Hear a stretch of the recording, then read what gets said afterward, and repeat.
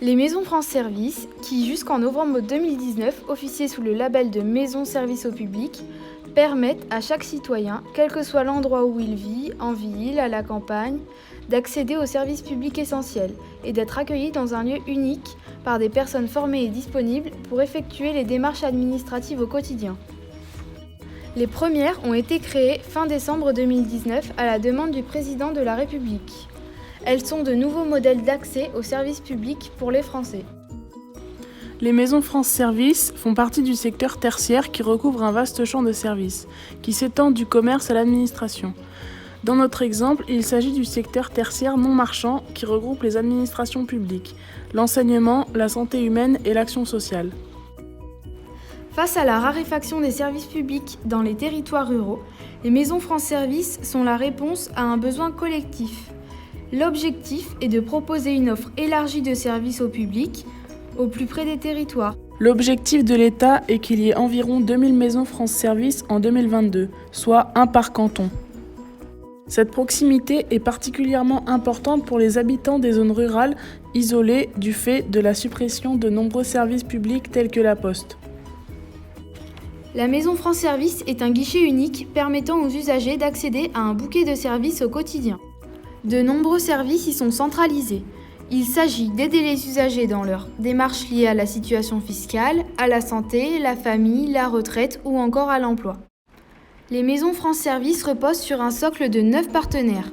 6 opérateurs comme La Poste, Pôle emploi, la Caisse d'allocation familiale, la Caisse nationale d'assurance maladie, la Caisse nationale d'assurance retraite et la Mutualité sociale agricole. Les maisons France Service accueillent également 3 administrations partenaires. Les ministères de l'Intérieur, des Finances publiques et de la Justice. À ces services peuvent s'ajouter d'autres services publics ou privés, comme Gaz 18, un service de transport à la demande pour des personnes ayant besoin de se déplacer pour une formation ou un emploi. Ou encore la Mission locale, un service de conseiller qui aide les 15-25 ans dans les démarches relatives à l'emploi et à la formation. Ce service public est géré par les administrations publiques locales, telles que la commune ou la communauté des communes, qui est un établissement public regroupant plusieurs communes rurales.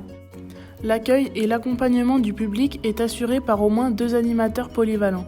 Il s'agit de contractuels ou de fonctionnaires formés.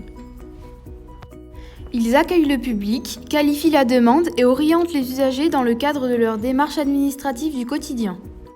Ils facilitent les démarches nécessitant un appui en aidant à la navigation sur les sites partenaires et en accompagnant à la constitution de dossiers. Ils animent la zone d'accès au numérique. Les usagers ont un accès à un ordinateur, à une imprimante et à un scanner. Ils facilitent la mise en relation des usagers avec les partenaires pour la résolution de cas complexes. L'objectif d'un service public est d'être accessible au plus grand nombre. Les services assurés par les animateurs sont gratuits pour les usagers car ils sont entièrement financés par les collectivités et l'État.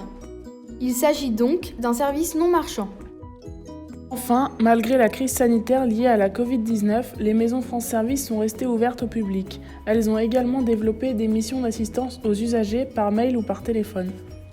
Le service est donc adapté à ces circonstances exceptionnelles pour continuer à répondre aux besoins constants des usagers.